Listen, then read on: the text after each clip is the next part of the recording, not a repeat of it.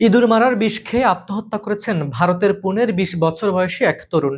এই খবর সামনে আসতেই পুরো এলাকায় নেমে এসেছে শোক আর বিস্ময়।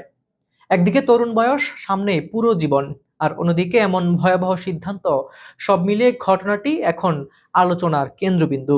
এক প্রতিবেদনে বলা হয়েছে, মোহাম্মদ সাদ আসিফ সাইয়েদ নামের এই তরুণ দীর্ঘদিন ধরে মানসিক চাপ ও পারিবারিক বিরোধের মধ্যে ছিলেন।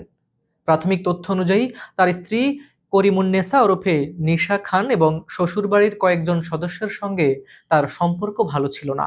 অভিযোগ রয়েছে, তিনি দীর্ঘদিন ধরে মানসিক নির্যাতনের শিকার হচ্ছিলেন, যা ধীরে ধীরে তার মানসিক অবস্থাকে দুর্বল করে দেয়। বাইরে থেকে হয়তো বিষয়টি কারো চোখে পড়েনি, কিন্তু ভেতরে ভেতরে তিনি এক কঠিন লড়াই চালিয়ে যাচ্ছিলেন। ঘটনার আগের দিন সাদ নিজের মোবাইল ফোনে একটি ভিডিও ধারণ করেন। সেই ভিডিওতে তিনি নিজের কষ্ট, মানসিক চাপ এবং ভোগান্তির বিস্তারিত বর্ণনা দেন। তিনি কয়েকজনের নামও উল্লেখ করেন, যাদের তিনি তার এই পরিস্থিতির জন্য দায়ী মনে করেছিলেন।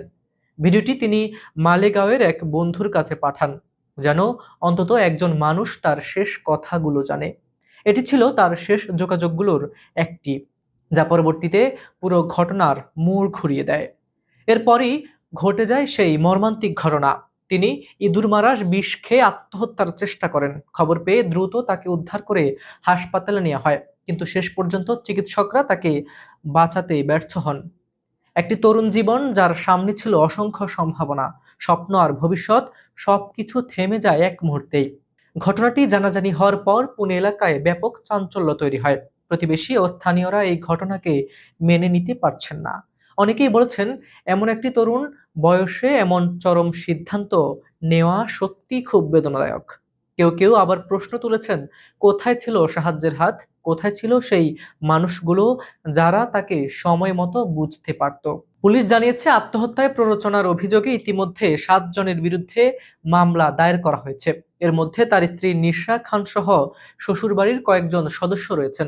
ঘটনার তদন্ত এখনো চলমান।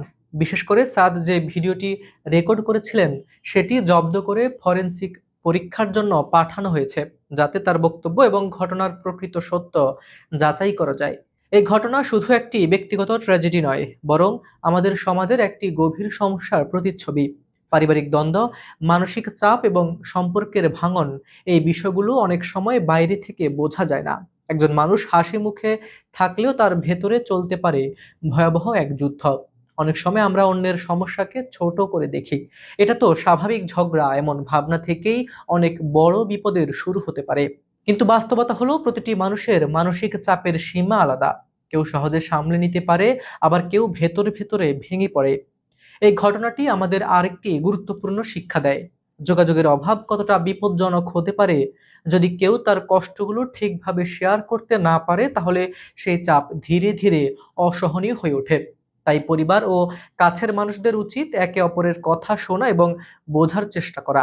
শেষ পর্যন্ত এই ট্র্যাজেডি আমাদের সামনে একটাই প্রশ্ন রেখে যায়, আমরা কি সত্যি আমাদের আশেপাশের মানুষদের মানসিক অবস্থা বুঝতে পারি, নাকি শুধু বাইরে দেখা হাসিটাকেই সত্যি বলে ধরে নেই? আজ এই পর্যন্তই। হাবিবুর রহমান নিশান, খবর সংযোগ।